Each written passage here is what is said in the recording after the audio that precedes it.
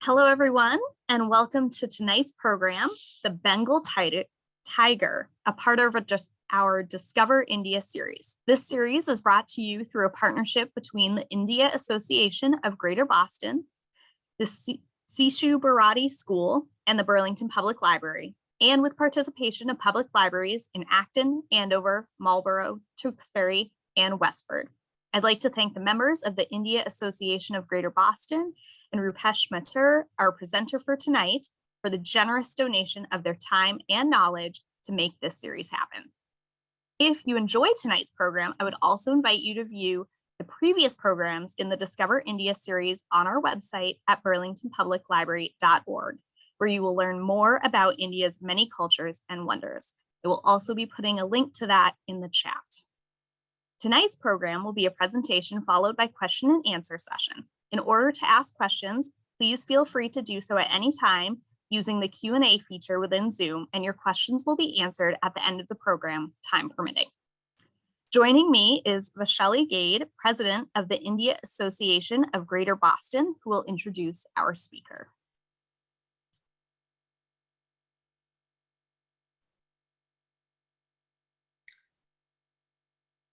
Thank you, Nicole, for the warm welcome here. Hi, I'm Vaishali Gade, President of India Association of Greater Boston. It is one of the oldest organizations in New England area for Indian Americans to foster the social, cultural, and community presence in New England area. We also strive to unify the diverse culture of India here in America. Hope you have enjoyed the series so far. Today's presenter, Rupesh Mathur, you probably saw him at the episode 2 presenting 10 beautiful hidden places of India, taking us on a beautiful and informative journey. Rupesh Mathur lives in Salem, New Hampshire. He is a product manager by profession. He enjoys learning and teaching culture, history, and philosophy. And he's interested in the impact of technology on the real world. Which has actually led him to create a 3D printing project. And via this project, he has helped many during the COVID by creating the mask, shields, and so forth. Rupesh ji also teaches Indian culture at the Sishu Bharati School in Nashua. So let's get ready. Let's know more about the mightiest and the beautiful animal species on the earth, the Bengal tiger.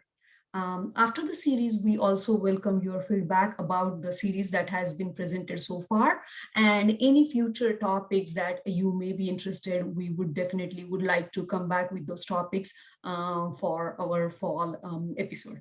Thank you. Rupesh ji, please take it away.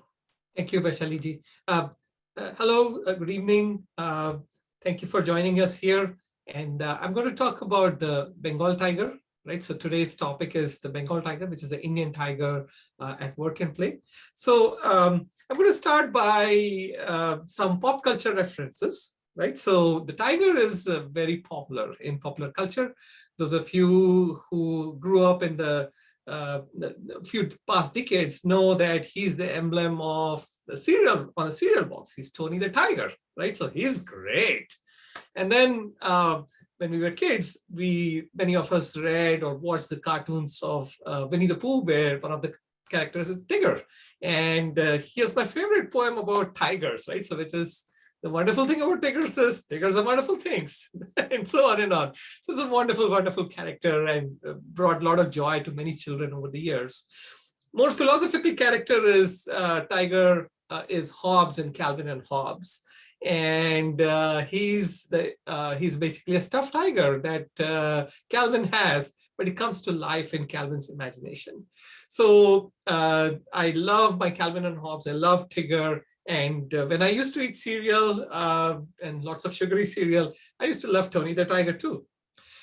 If you go further out, there's lots of characters in movies and comics that are based on the tiger. So in Kung Fu Panda, you have the tigress, who's really great at fighting kung fu. Then DC Comics has Talkie Tawny, who's like an alpha male type of character.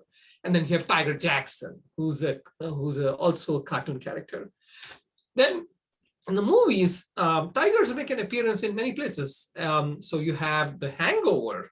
You have the guy who wakes up from a hangover, and then there's a tiger in his bathroom, and he has no idea how he got there or the tiger got there. In The Walking Dead, you have Shiva the tiger, right? And The Jungle Book, which was a cartoon series that which was a cartoon, originally a book by Rudyard Kipling, which is set in India. You have Sher Khan, who's one of the great movie villains of all times.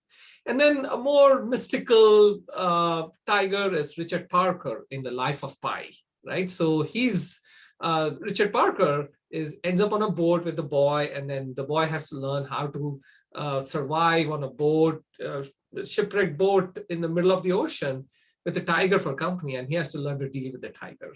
Right. So that's I like that because it's kind of like a metaphor for life. You know, we are all in a lifeboat of in the middle of the ocean. And then more popular culture, you know, a tiger makes his appearance in Katy Perry's Roar, one of the big hits of a few years back. You have the Rocky III theme, Eye of the Tiger. And as soon as I hear that drum beat, I know that that's going to be an amazing song. I knew that was an amazing song. And when I lived further south in Delaware, I went and saw the steps of the Philadelphia Museum of Art, where Sylvester Stallone is, you know, pounding up the steps, and the Eye of the Tiger song comes along. More recently, we have Tiger King, which during the pandemic became like almost like a required viewing for many people on Netflix. Then further out, you have people like Siegfried and Roy, whose show was based on the white tiger, which is actually an albino Bengal tiger. And then one of the cultural phenomena that cause a lot of anxiety to many parents is that of the tiger mom, who's going to produce this kid who's a winner, right, by really making his life hard and making him work hard. Then you have sports teams like the LSU Tigers and the Detroit Tigers.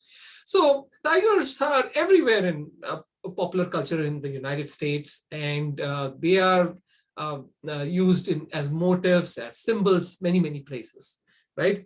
And then, of course, this year we had tigers in the Super Bowl because the Cincinnati Bengals basically are named after the Indian Bengal tiger, which is the topic for today, which is the tiger we're going to talk about today. But and that brings us to the first question in today's session, which is the Cincinnati Bengals are named after the Indian Bengal tiger, but how did they get the name? And I have 4 choices for you. Choice A is the city mayor went to Bengal and was highly impressed by the tigers there. B, the Indian government gifted a couple of tigers to the city. C, Joe Burrow wrestled a tiger in elementary school. And D, the Cincinnati Zoo has a famous tiger exhibit. So let's see if you can vote and tell us the answer. What do you think the answer is? A, B, C, or D? So lock in your answers, please. Give everyone 5 more seconds. 5, 4, 3, 2, 1, and we're going to end the poll. So what's the answer? Most people said the Cincinnati Zoo has a famous tiger exhibit. 63% thought that was the answer. Amazing. You guys are so good. And that is correct, because the Cincinnati Zoo does have a very famous tiger exhibit. That was the first zoo I visited when I first came to the United States, and I was fascinated by how they had made it. So many zoos in the United States actually have tiger exhibits. They are super popular and many people come there. So the Cincinnati Zoo and Botanical Garden has a cat canyon and has had it for many years. And their first tiger that they got was an Indian Bengal tiger. So that's why the Cincinnati Bengals get their name. I think they still have Bengal tigers, but they now have a Malayan tiger, which is another kind of tiger. And then if you go down to New York City in the Bronx Zoo, you have the Tiger Mountain. And the Tiger Mountain is also an amazing exhibit where you can walk amongst the tigers and you can see what they do. So it's really amazing place there. Then other places that have really good tiger exhibits are the San Diego Zoo, which has this tiger trail where you walk through a canyon and you have a catwalk and you can see the tigers below you and you can see what they're doing. So that is an amazing tiger trail. Then the Cheyenne Mountain Zoo has the Siberian tiger, which is called the Amur tiger. And again, because they are at the same latitude as Russia, where these tigers live, so the climate is basically the same.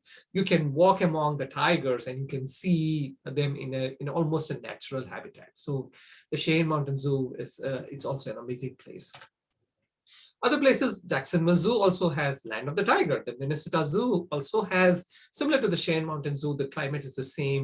So they also have an Amur tiger exhibit there. So lots of really neat places where you can go and see tigers. And this is just, I'm just scratching the surface. And then in the context of the Tiger King, the Netflix series about somebody who owns a sanctuary and rescue center, the United States has lots of tiger sanctuaries. So there are lots of people who are fascinated by tigers. They breed tigers, they trade tigers, and then the tigers grow up and they find that they are dealing with this huge natural predator that's really hard to take care of. And so many of the tigers are abandoned and they're not taken care of very well. So there's an organization called Tigers in America that rescues those tigers from which are basically in abusive and vulnerable private environments, because not everybody knows how to take care of a tiger or can spend the money to do a really good job.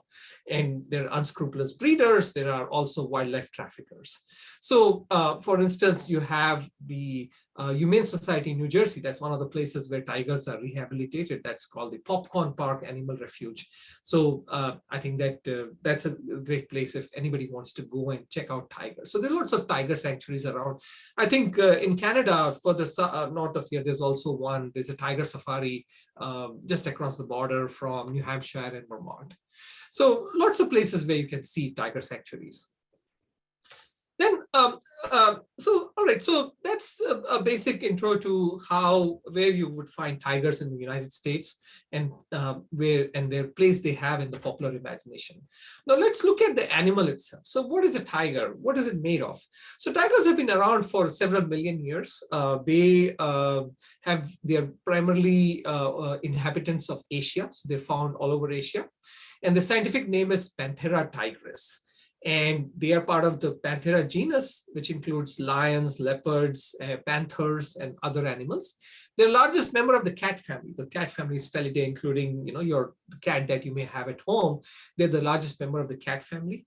And over millions of years, they kind of differentiated themselves into 6 subspecies and 3 extinct subspecies. So there are tiger subspecies that were hunted into oblivion, and there are 6 of them, and of which the Indian Bengal tiger is the one that is the most in numbers. And you also have other tigers that are available, but they are really doing badly. They're not really in good numbers worldwide. And so a tiger is basically an animal that is an apex predator. It has dark vertical stripes on orange fur with white underside. So its fur is white, and then its skin has these stripes. And then everything grows on top of the stripes, and the fur itself is orange. And why is the tiger orange? We'll find out in a little bit. Tigers are very large animals. And the males are generally larger than females. So a male can weigh up to 700 pounds. A female can weigh up to 350 pounds, maybe a little bit more.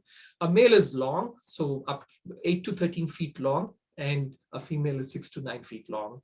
And a tiger measures about 2.5 to 4 feet at the shoulder. So the maximum height of the tiger is 2.5 to 4 feet. And the historic range has been all of Asia. So they were found everywhere in Asia. But as Asia grew in population, they lost their habitat. And now the range they occupy is about about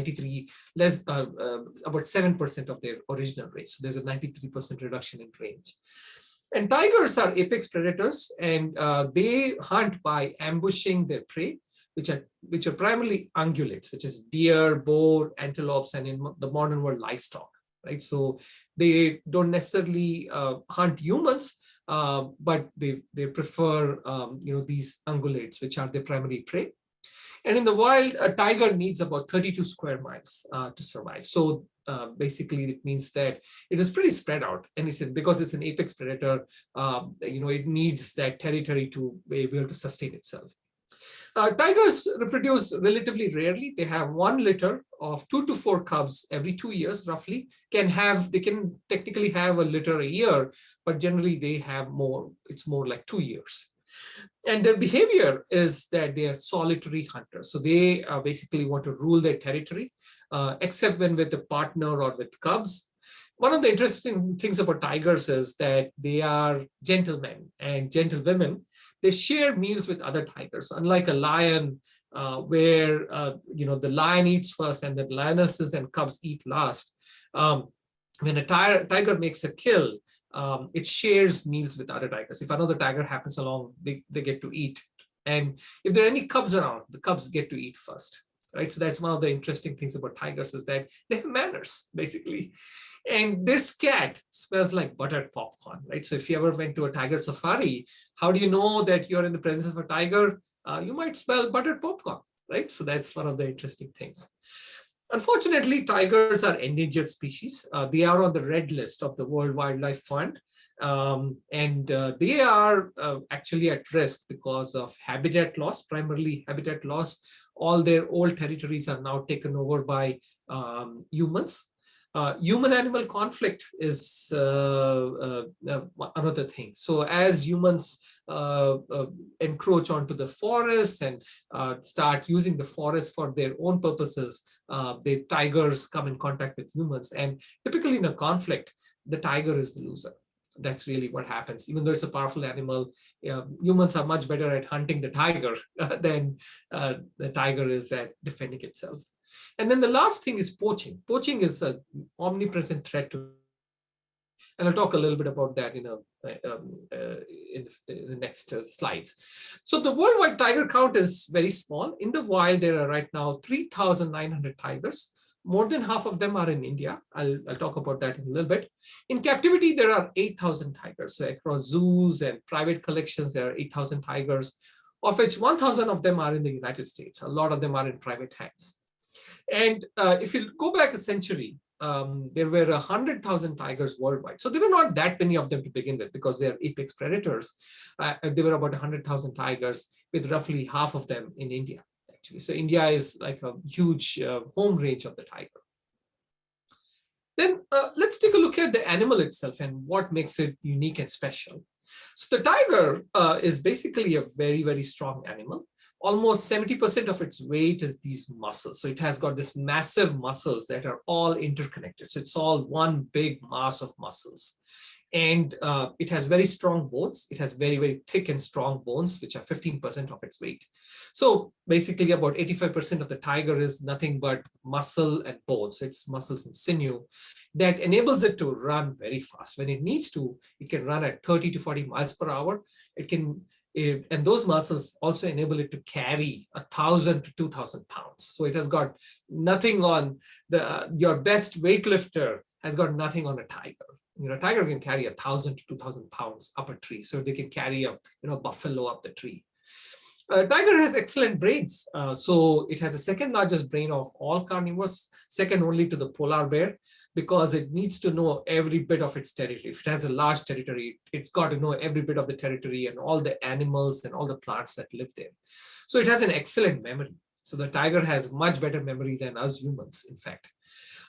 It has a large skull with very strong jaws, and it has a straight lower jaw and a curved upper jaw, and that enables it to have a bite force of 1,050 pounds, pound force. That's twice of that of a lion. And if you have a dog, the dog has typically a bite force of about 200 to 300 pound force. So it's about 3 times that of a dog. Right? So it's very strong bite. It has a very thick and long tail, so roughly 3 feet or 1 meter long tail, and that enables it to maintain balance for abrupt turns. So the tail is a good part of how it's able to hunt. The tiger has longer back legs compared to the front. The back legs are structured in a way that they act as springs that enable it to jump 18 to 20 feet. So a tiger can jump 18 to 20 feet at a time if it needs to. Right? So it can really go fast if it needs to. And it has 5 claws on each front leg, including 1 claw that never comes in contact with the ground, and 4 on the back leg. So it has 3 to 4 inches long claws. So those are very long and very sharp claws. And if the tiger with that muscle and the claw can generate about a 10,000 pound force when it swipes at an animal. So it's really a tremendous predator, and you don't want to be swiped at by a tiger, right? So that's really important. Then let's take a look at the eye of the tiger, right? So there's a song as well as other body parts. So a tiger has excellent low visibility vision to hunt at dusk and dawn. So it can actually hunt in the dark. It can hunt at dusk and dawn. That's the time typically tigers go on the prowl. The tiger's eyes can detect contrast very well, which is very important if you're in the forest and the jungle and you want to be able to differentiate your prey from the trees around it. So it has more rods than cones. So cones in your retina detect color. Rods are for contrast. So it can easily detect contrast. It has round pupils to admit light, the maximum amount of light. And just like your average cat, it has this layer at the back called the tapetum lucidum. That's a mirror layer that reflects light back into the eye and enables it to see in low light conditions really well. A tiger has rotating ears with acute hearing. It's better than humans. It can detect sounds at the lower end as well as the upper end much better than humans. And it has a false eye on the back. So you can see the false eye on the back to deter any attackers from behind. And its whiskers also move. They are like radar domes. They move to detect the direction of the sound. So a tiger has excellent eyesight and excellent hearing. It does have problems with the eyesight. I'll come to that in a little bit. If you look at its teeth, it has 3-inch long upper canines as well as lower canines. And those are basically killing machines. They can kill prey by biting through the neck or through the spine, actually. So it's really an effective hunter because of that. And then if you look at its tongue, you see that in your cats also, by the way. It has this papillae, which are these things that stick out and they are curved backwards. And they're used to strip meat off the bone, right? So once it makes the kill, it can very efficiently strip the meat off the bone of whatever it has killed. And it has antiseptic saliva to be able to deal with whatever bacteria or germs it comes in contact with once it has killed its prey, right? So it's really an amazing predator. I want to do the next question, which is on the eye of the tiger. The tiger has excellent vision in low light and contrast, but it cannot see a specific color. Which color do you think it is? A, red, B, green, C, blue, and D, orange, right? So take your pick and let's see what you come up with.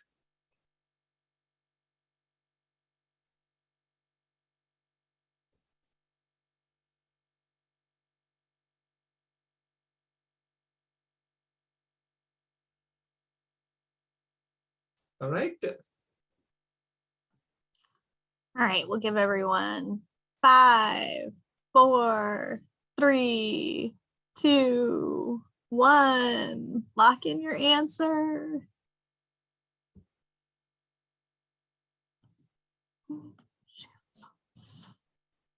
All right. Everybody thinks it cannot see blue.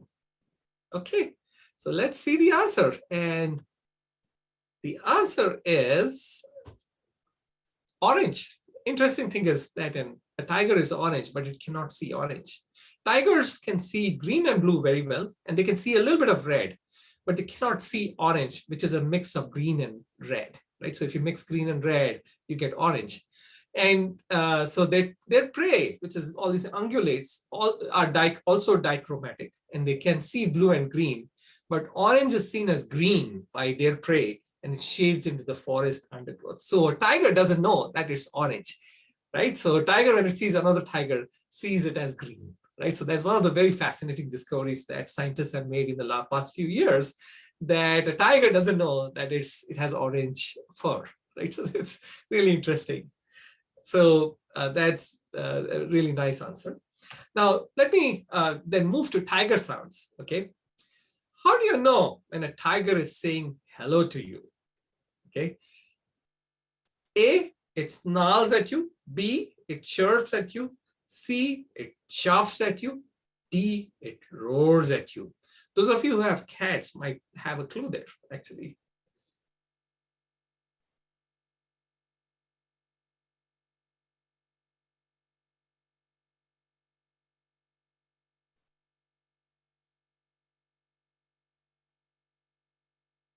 lock in your answers. I will give you 5, 4, 3, 2, 1. All right. Better decide. All right, 51% say that it chuffs at you, and that is correct. So it's called prusting or chuffing, which is a sound made by a friendly tiger to greet its friends and caretakers. And it makes other sounds like snarls, roars, moans, and hiss. So let me play a few of those. So this is the sound of a tiger saying hello.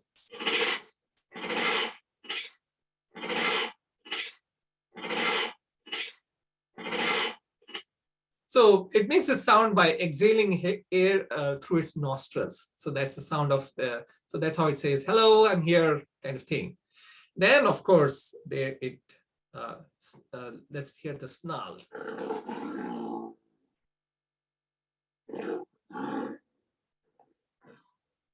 The snarl is basically a tiger saying, I'm not happy to see you. Okay, it's the opposite of a prusting or shuff. Then you have other ways of communicating. So let's listen to a tiger roar.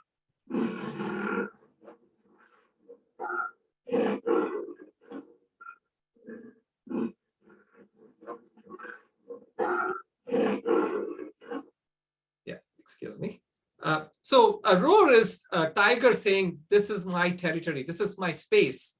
Anybody who wants to challenge me had better show himself. Any tiger that wants to challenge me had better show himself. And we have a fight and we see who's the boss. That's really what it's meant for. Then here's the hiss of the tiger. So the hiss means that it's up to serious business. Basically, it's going to attack you, right? It's the tigers that attack. They either snarl or they hiss. But they don't necessarily roar. Roar is basically asserting dominance. And then tigers also moan. They kind of are like, okay, I'm having a bad day, or I don't like what's going on. It's too hot, right? So how does a tiger complain? It moans.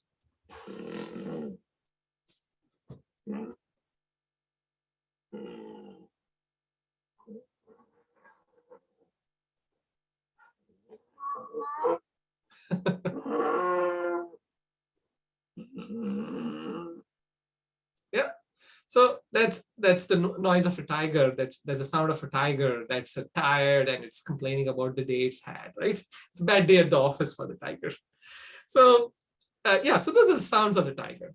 Then I'm going to now step a little bit into the topic of the day. So now that you've seen what the tiger is and what it's all about, I want to talk about tigers in the Indian subcontinent.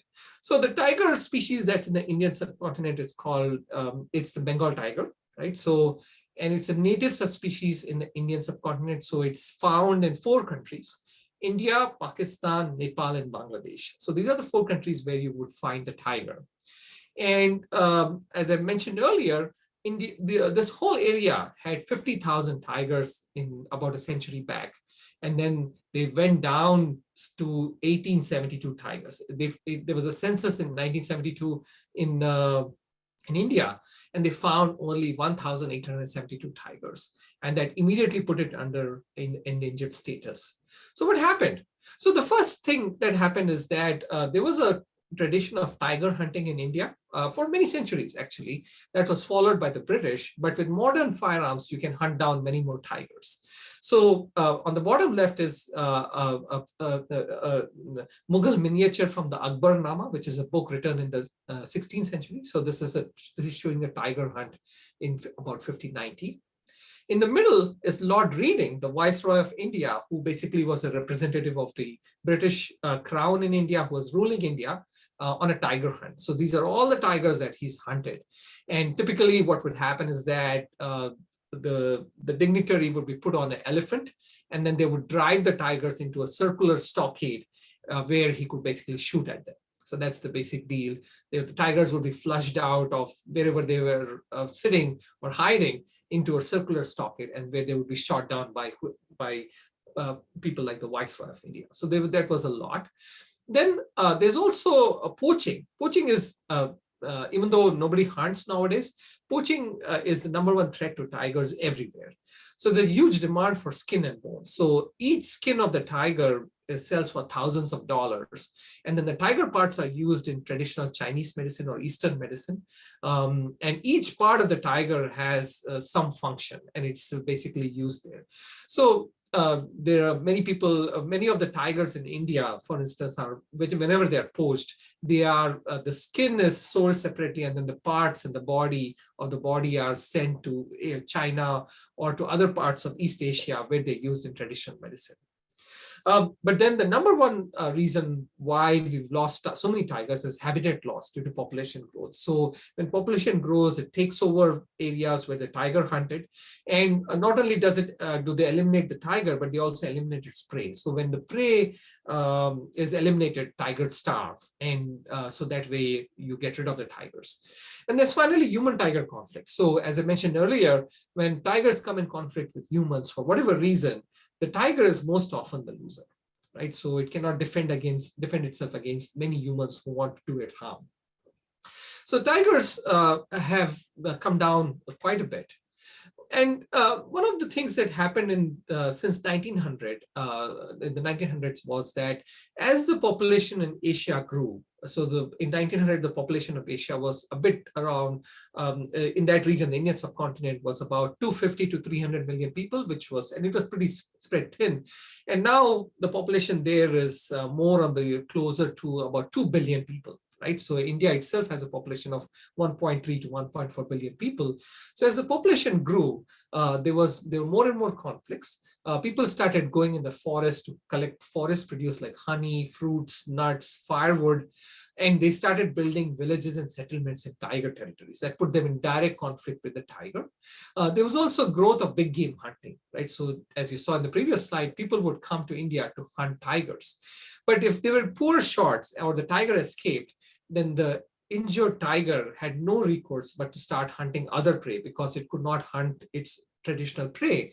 So the injured animals hunt humans instead, right? So that's what happened. So there was a growth in the number of man-eaters who hunted humans to fill their belly, basically.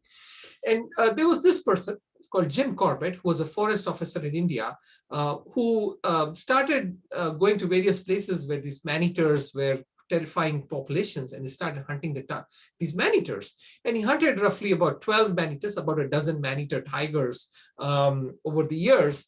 And then he realized, as he hunted these man-eaters, that they were all injured animals. They had been injured by previous contact with humans. That seems to be what has happened. So he wrote a very famous book that's a classic of literature in India that's called Man-Eaters of Kumaon. Kumaon is the region which is where he primarily lived, and that is like a classic. And he started by hunting this tiger, which is called the Champawat tiger. Champawat is a town in that area where the tiger seemed to be most present. That is the deadliest single animal that preyed on humans. More than a shark or a polar bear, it was a Champawat tiger that hunted the most humans of any animal that lived on the earth. And when Jim Corbett hunted this tiger, he found out that the upper and lower canine teeth on the right side of her mouth were broken. And that was the cause of her becoming a man-eater. So apparently there was a gunshot injury. Somebody had tried to hunt this tiger, and then they had basically injured its teeth instead, right? And it could not feed itself. It could not feed its cubs, and ended up becoming a hunter of humans, basically. And so that brings us to the next question, which is the Champawat tiger. So there's some really nice books on this. There's a book called No Beasts of Fears, and there's a whole chapter in Man-Eaters of Kumaon. So the next question is, how many human beings did the Champawat tiger kill and eat? A, 127, B, 265, C, 436, or D, 912? Pick the closest number that you think. How many people did it kill and eat?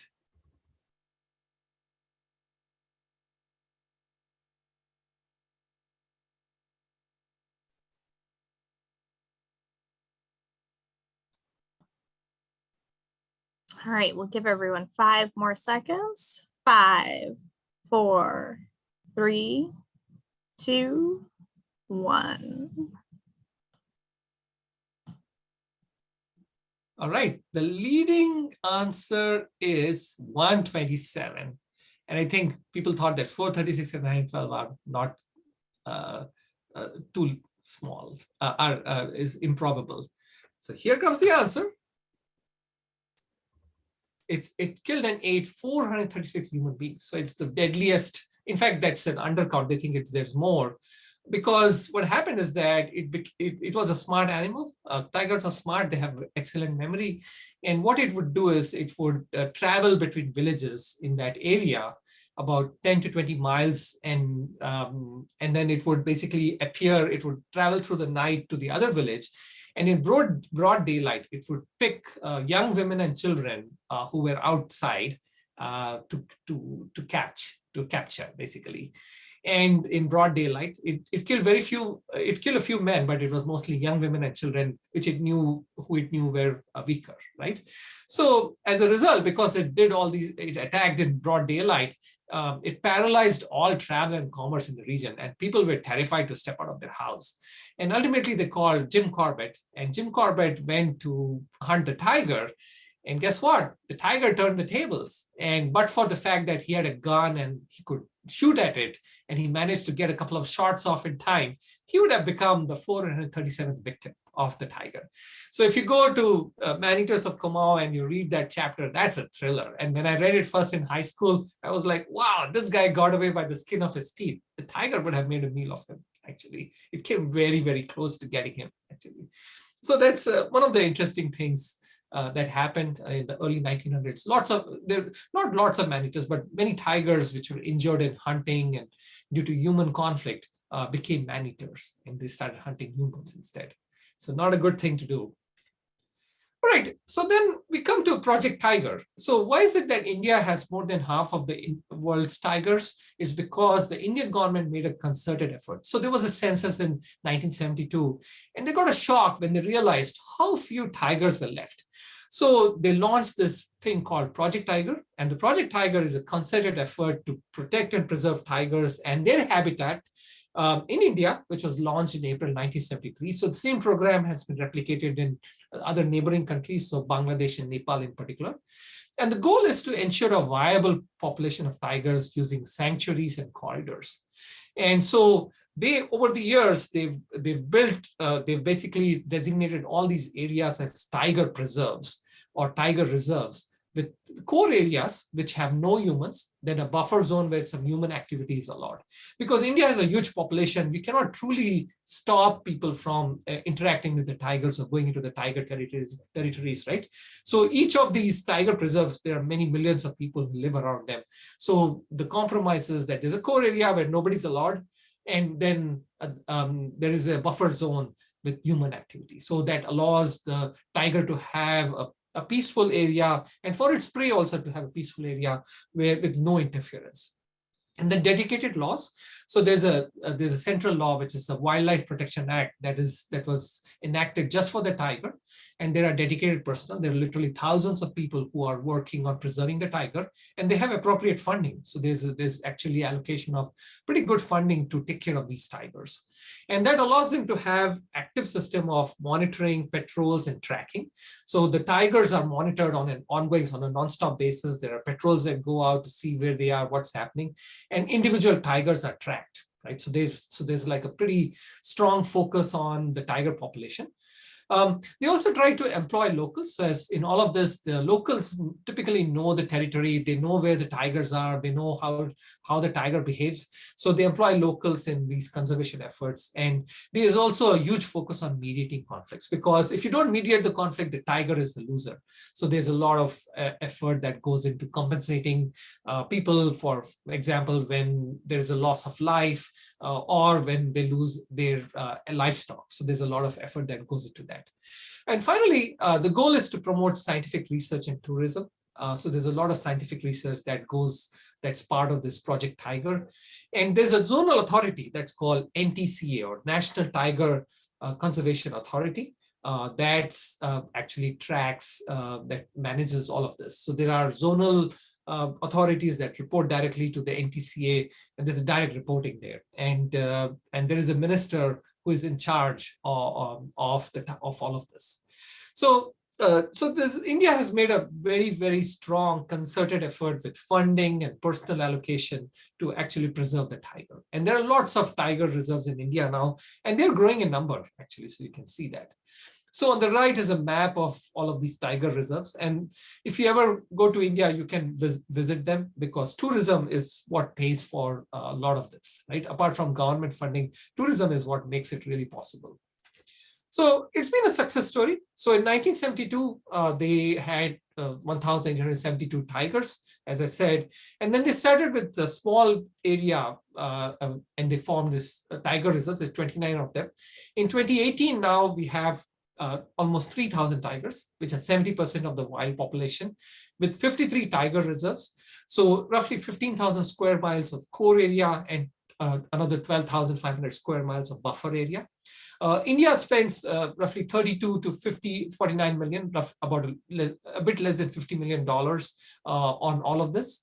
And in terms of tourism, it pays for itself, because roughly 2 to 5 million visitors per year go to see the tiger in these tiger reserves, and they make about $100 million in tourism revenue. So it pays for itself. And there is an annual census that happens. There's also investigation of tiger deaths. Whenever a tiger dies, they try to figure out what happened. And and in fact, now they have mobile apps, they have camera traps. This person on the left, Dr. Ullas Karant, is a pioneer in using these camera traps to estimate tiger populations. And now they use DNA, they use this mobile app that's called the M-Stripes app. So if people who see a tiger can basically register the tiger, they can take a picture and they can upload it to the app. Or if they see a pug mark, they can upload it to the app. And then people go out and collect DNA and so on. So there's pretty strong focus. Interestingly, in 2006, there was a huge hue and cry in India, because they found that the tiger population has gone down because of poaching and other things that were happening. So it was really interesting. So they've managed to actually do a good job of managing the tiger population, to keeping an eye on it, and of figuring out exactly what's going on there. Right? So it's a success story. And here are the three key people who played a huge role, along with their colleagues, in preserving the tiger. So in the center is a person I want to really talk about. His name is Fateh Singh Rathore.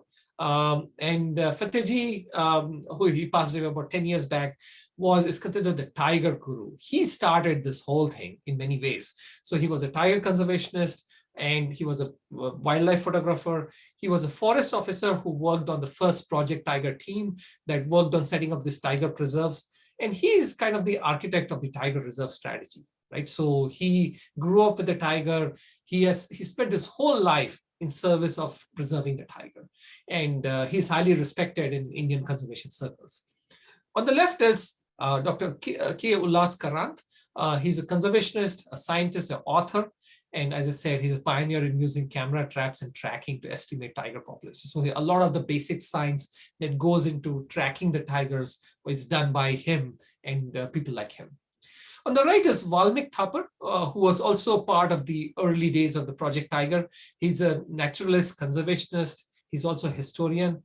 He's also a critic of the tiger conservation strategy. He's somebody who's on the inside, on the outside, and he occasionally puts in a critical view, and then he talks about how tigers are not doing well, and he points out all the blind spots. So a really, really important person there. He's the author of 14 plus books on the tigers and wildlife in India. You'll see his books at the end, and I have a book list there.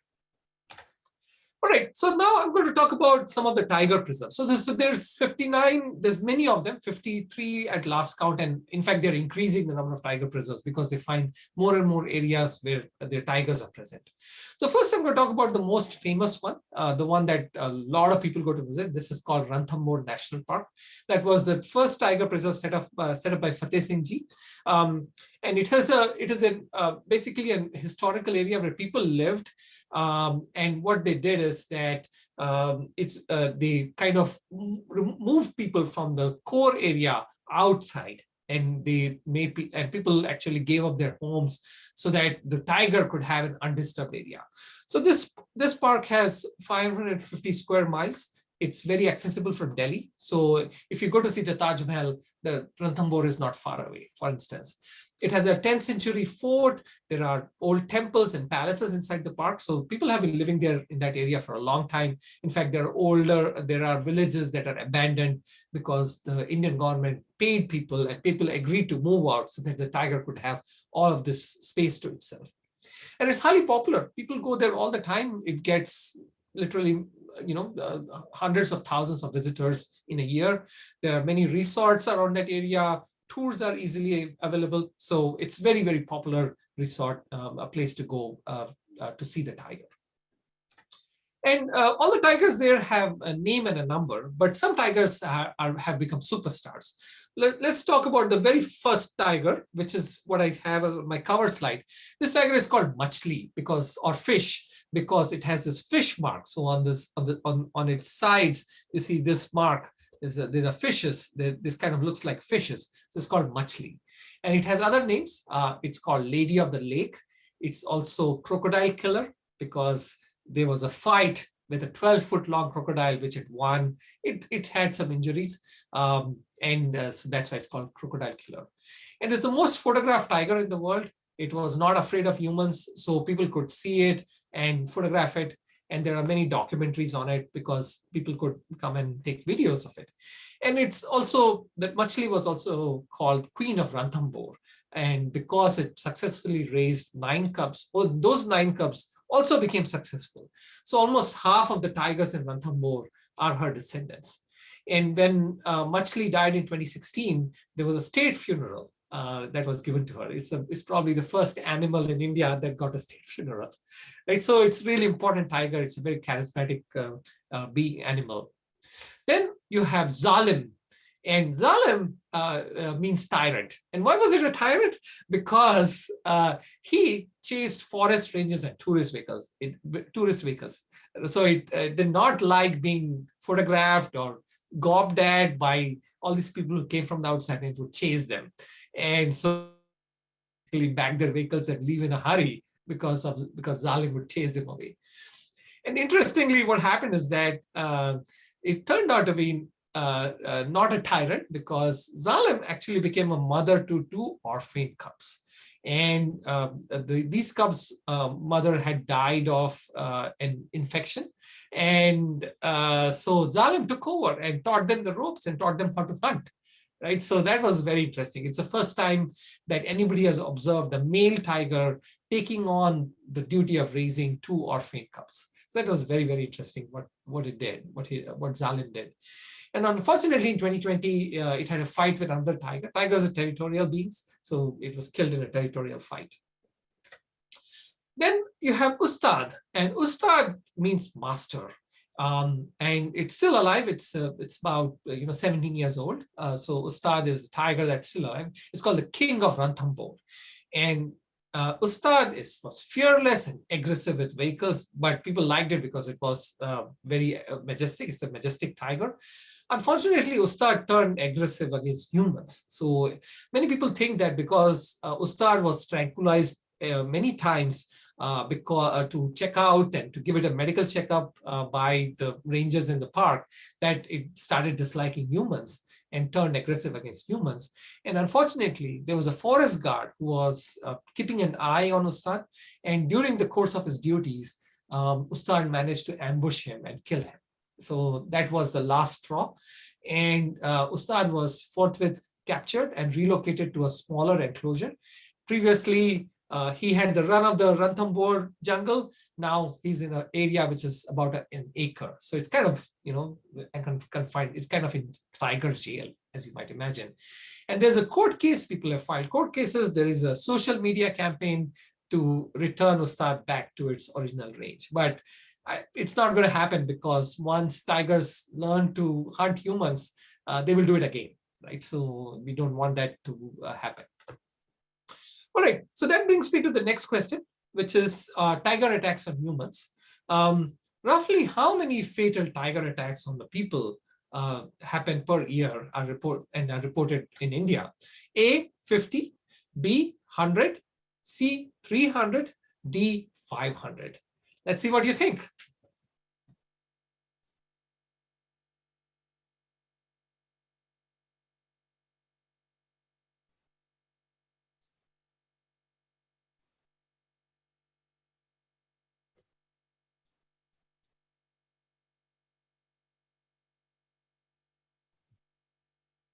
All right, we'll give people 5 more seconds. 5, 4, 3, 2, 1.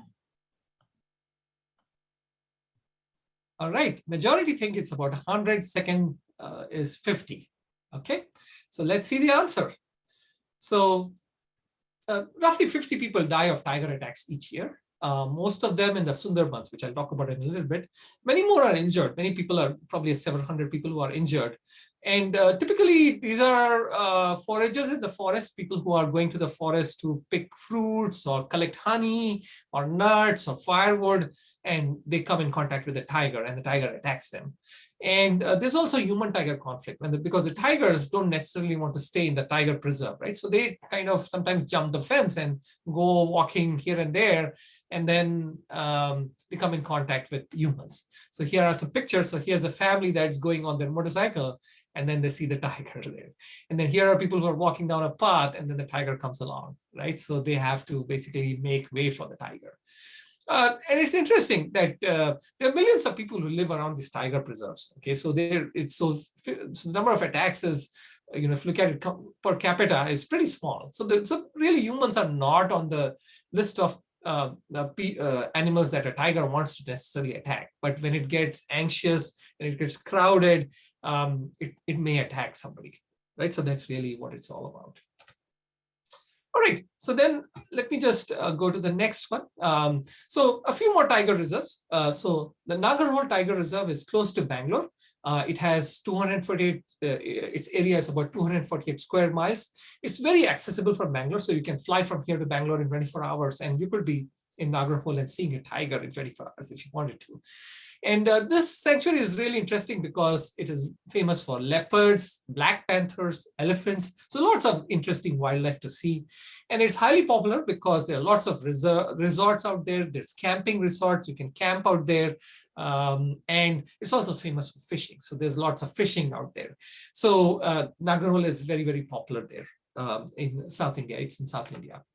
Then in central India, you have the Pench Tiger Reserve, which is a prime tiger habitat. So it's very large. It's 5,000 square miles of area. And it's very rich in terms of flora and fauna and tigers. So lots of tigers there. And it has a core area, which is made up of Indira Priyadarshini Pench National Park and Pench Mowgli Sanctuary. And it has several hundreds of, I think 400 to 500 tigers there. So a large number of tigers live there, and it's very popular for tourists to visit. So one of the interesting things that I found out during my research is that they also have a legendary tigress that's called Collarwali. And Collarwali means the one with the radio collar. So it's also known as the Queen of Pench, and it just died a few months back. It just died this year. And Collarwali is the mother of the most number of cubs in the world. So over the years, it had about 29 cubs, right? And it's the first tiger to be radio collared and tagged and tracked. That's why it's called Collarwali. But its offspring actually are one reason why the future of the tiger is bright in India. Right. So, and she made national news when she passed at 16 years this year. And here's a picture of the funeral. So there was a funeral held for Collarwali in Pench, right, when she passed. Very interesting animal there. And then lastly, I want to talk about the Sundarbans National Park and Tiger Reserve. So this is a very interesting area because this is where the river meets the sea. So you have the Bay of Bengal, which is on the right side of India. And then there are all these mangrove forests, which are in the intertidal zone with lots of estuaries, lots of tidal channels, lots of islands, right, where the river flows into the ocean, into the Bay of Bengal. And this is a mangrove forest that spans India and Bangladesh. And it has 400 tigers. It has many, many tigers. These are smaller tigers. They're used to swimming. They're expert swimmers. They're used to salt water, right? And they're also very aggressive. There's a lot of tiger-human conflict in that area because roughly 1 million people live around the park. Both India and Bangladesh have, that area has lots of population. And they live around the park. They go into the park to collect forest produce and they fish for crabs. And tigers there have no fear of humans. And in fact, humans are on the menu there. So roughly 40 to 50 human fatalities each year. And with many more attacks that are where people get injured and they recover, right? So that's there. And so if you look on the right, you see these fishermen, they're going out into the Sundarbans. These are basically poor people who are going to fish to make a living. And they're wearing this mask because remember, the tiger is an ambush predator. So if they think that if they wear a mask with a human and face on the back, that the tiger will get fooled by that and it won't attack the person there. And tigers are known to attack even people on boats. So because they're swimmers, they can go and attack people on boats there. So it's one place where you can go on a tiger safari on a boat, but not these small boats. There are actual real boats with engines and where you're protected, right? So you do have that.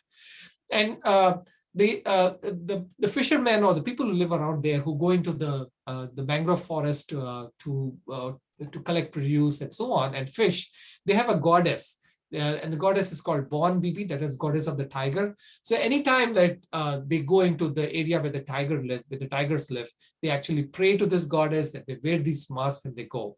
And they have no choice because most of them are, they need to make a living, right? So that's the reason why they have to go. And about 40 of them die every year.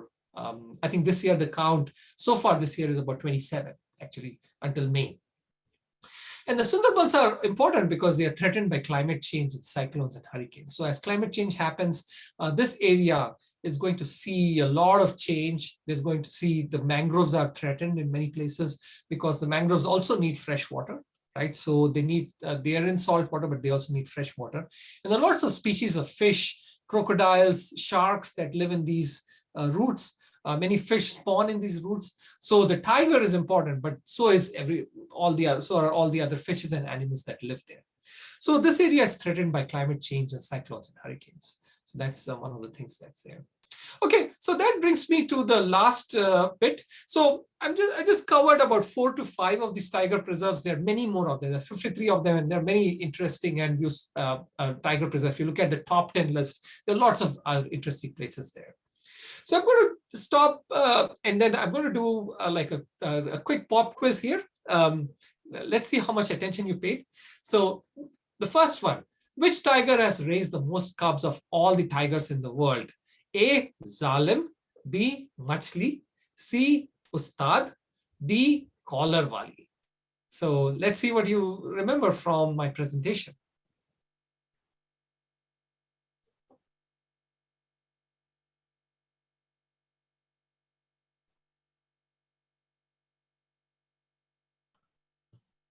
All right, we'll give everyone 5 more seconds. 5, 4, 3, 2, 1.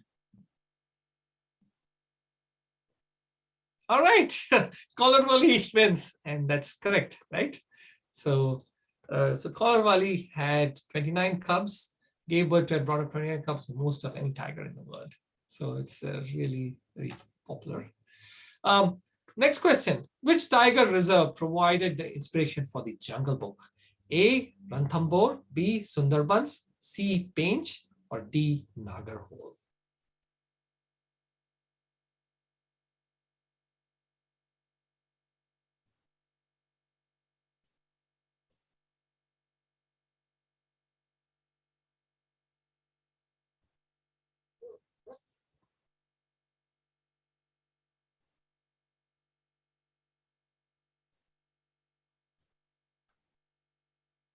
All right, we'll give everyone 5 more seconds.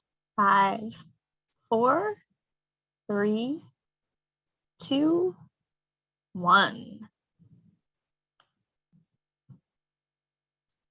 Ranthambore, Everybody thinks it's Ranthambore, followed by Sundarbans, followed by Pench and Nagarhole. So let's see if. So the answer is C, Pench. The Pench Tiger Reserve includes the Pench Mowgli Sanctuary. So in 1831, a boy was rescued from a pack of wolves in the area, and it appeared that the boy had been brought up by the pack of wolves. And that became the inspiration for the Jungle Book that was written about 50 to 60 years later by Rudyard Kipling. Right? So that's the answer there. So really good, and thank you for being good sports, and thank you for participating in the quiz here. I'm going to end with a list of books. So there are lots of gorgeous books written by many of the people I've mentioned in this presentation. So Ullas Karant has written a book called The Way of the Tiger. Valmik Thapar has written 14 books. So Land of the Tiger, The Ultimate Guide to the Tigers, The Secret Life of Tigers, and The Last Tiger is his critique of tiger conservation. And then there's Wild Tigers of Ranthambore. And Ullas Karant has written a book called The Science of Saving Tigers as a preeminent tiger scientist in India. And also some really nice books about tigers in general. So Spell of the Tiger is about the man-eaters of the Sundarbans, which are tigers that live in the mangrove forest. Jim Corbett's Man-Eaters of Kumaon is a classic. I would strongly encourage you to read it. Right? It's a thriller by itself. And a book on the Champa Tiger that's called No Peace So Fierce. So lots of interesting books that are out there to educate yourself and to thrill. If you need a thrill, you can read some of these books and get a thrill. Right? So these majestic animals. All right. So I want to give the last word to Jim Corbett, right, who really was the first tiger conservationist. And at the entrance to Corbett National Park and Tiger Reserve in Kumaon, where he was active and where he hunted these man-eaters, there's this inscription by him.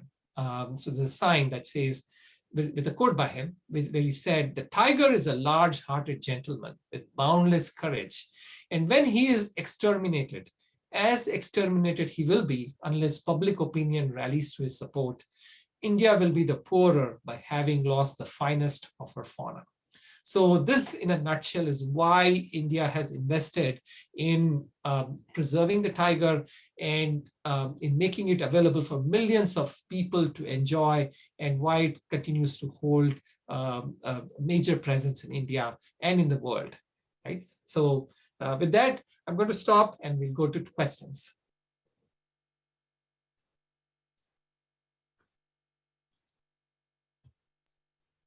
Okay, and we do have some questions. I'll start with the ones that were earliest. Mm-hmm. Wow, there was a reduction from 100,000 to 4,000 in the last 122 years. Why were so many killed? And what happened to them? They didn't necessarily die because of hunting. A tiger needs prey. And as people took over the land, they basically hunted down the prey of the tiger. And a tiger, so basically the tiger starved. A lot of tigers starved. And so they were pushed further and further out of their territories. And sometimes there was direct tiger-human conflict, and people would essentially kill the tiger. They would put out some poison meat or something, and they would kill the tiger. So, that was another reason. And another reason was hunting. So people would go out and hunt the tigers. So it happens in Africa, right? So people go out and hunt lions. Big game hunters went out and hunted lions, and there was no protection. Thank you.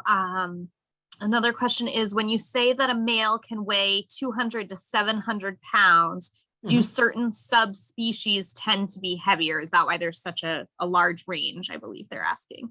That's right. So I think the largest tiger is not necessarily the Bengal tiger. I think it's a Siberian tiger or Amur tiger. So those grow to larger sizes. So there's a huge range, and the ones in the Sundarbans, which actually hunt humans, they are more towards 300 pounds because they spend a lot of time in the water and they're swimming and so on. So they're expending a lot of energy. Perfect. So someone is asking, how did they count the number of tigers, and who counted the number of tigers in 1900? You were referring to a number. So how were they keeping track of them? Oh, that's a good question. So the thing is that it's an estimate, right? So it's a rough estimate based on extrapolation from local counts. So India at that time they had the part of the country that was ruled by the British, but then there are lots of these small kingdoms and principalities. And the small kingdoms and principalities had ways of counting them. And there was an extrapolation based on the records to 100,000 tigers. It's not exactly 100,000 tigers, it's probably on that order. So it's not an exact count. Even now, it's not an exact count. So when we say 2,967 tigers, it's not an exact count. They're missing a few hundred tigers here and there, actually. Thank you. Someone is asking, with the loss of habitat, how healthy is the DNA diversity of the tiger population? Are there corridors between the preserves to allow greater DNA diversity? That is an excellent question, because if you look at the tiger preserves in India, they are basically separated from each other for the most part by thousands and sometimes hundreds of miles. So how do tigers go from one place to the other so that they have genetic diversity? So unfortunately, genetic diversity has taken a hit. So when they do DNA analysis of the tigers, they find that tigers have a bottleneck, right? And so they're trying to build more corridors. In fact, there's a huge private effort by people who have money to buy land between tiger reserves so that the tigers can have an uninterrupted and contiguous area where they can go from one tiger preserve to the other without running into human populations. So in fact, that's one of the hot topics in tiger conservation circles in India. Thank you. Someone is asking, how rare are the white tigers? They're extremely rare. They're found only in certain areas in central India. It's basically a genetic mutation. And unfortunately, as I mentioned earlier, the tiger has orange fur because its prey sees it as green. So it's hard to stand out against trees. So white tiger can be seen easily by prey, right? So so there are very few of them. They don't usually survive that much in the wild. Someone is asking, how old is Ustad? Ustad is, he was born in 2005. So that makes him 17 years old. And tigers live to roughly about 20. I think the maximum age by which a tiger lives is about 25 years. And someone's wondering, what does tourism look like now during the pandemic? I'm guessing they're referring specifically to India. That's true. Interestingly, I was reading an article about the effect of pandemic on tigers. So tigers were happy actually, because one of the things they found out by measuring the level of stress hormones in their scat, right? So when they poop, the stress, so the poop contains hormones. So when they look at stress hormones, they find that the stress hormone level goes up during peak tourist season. When there are lots of tourists, the tigers get stressed, physiologically stressed, because I think they're smart enough to know not to attack the humans, but they're getting irritated by all these people coming close to them with cameras. And the tigers were happy, and the tigers actually did very well. Their numbers increased during the pandemic, very likely. But on the other hand, because the revenue dropped, basically tourists pay for tiger preservation, there was a huge revenue shortfall, and they had a tough time paying for the salaries of all the people taking care of the tigers. Thank you. And we have one last question. Someone is saying that they find zoos depressing, and they're wondering if there's anywhere in the United States where tigers are protected, but they can roam. There are lots of interesting places. I think I mentioned in Canada, there's the Park Zoo, I think, where tigers and lions roam freely. In the zoos in the United States, certain zoos have excellent exhibits. I mentioned the Cheyenne Mountain Zoo, where tigers are in a natural environment, the San Diego Zoo, where they try to preserve the natural environment as much as possible, right? So zoos, some of the zoos have excellent exhibits, and I loved going to the Cincinnati Zoo to see the tigers there. And I think that I wouldn't necessarily discount zoos. So it's all about how they are kept, right? So I should mention my personal experience. I went to Las Vegas, and in the back of the MGM Grand, there is a tiger exhibit, and there are 4 tigers which are crammed into a very small space, and they're not happy. You can see them. You can see that they're not happy, right? So that's not, I would find it depressing too, right? And for a large animal like that to be, confined in a small space. But certain zoos have done an excellent job, and certain sanctuaries also have done an excellent job of, taking care of their tigers. Thank you. We did have one other question come in saying, what is the main reason that tigers became endangered?